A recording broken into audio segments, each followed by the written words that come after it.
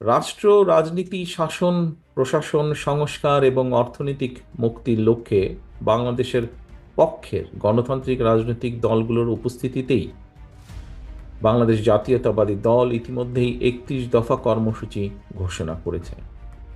আমাদের ঘোষিত ৩১ দফা কর্মসূচি সমৃদ্ধ এবং স্বনির্ভর বাংলাদেশ গড়ার একটি ঐতিহাসিক সনদ বলে আমরা বিশ্বাস করি।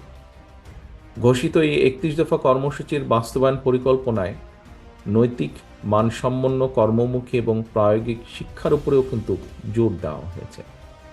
আমরা বিশ্বাস করি যে জনসংখ্যা, অনেকে এখানে একজন বক্তা বোধহয় খুব সম্ভব বলে গিয়েছেন যে শহীদ জিয়াউর রহমানের সময় যখন খাদ্য উৎপাদন দ্বিগুণ হলো, তার আগে জনসংখ্যাকে অনেকে কেউ বলতেন বার্ডেন বলে অভিহিত করতেন।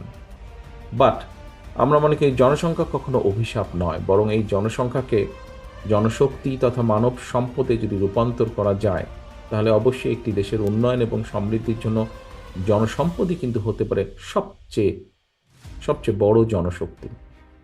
বর্তমান বিশ্বের অনেক দেশেই নানা রকমের কর্মক্ষম জনসংখ্যার হার কমছে, কিন্তু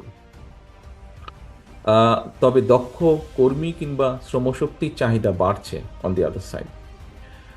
এরকম পরিস্থিতির বৈশ্বিক প্রেক্ষাপটে আমাদের দেশের কর্মক্ষম জনসংখ্যা থাকলেও বিশ্ব বাজারের চাহিদার তুলনায় দক্ষ জনশক্তির অপ্রতুল।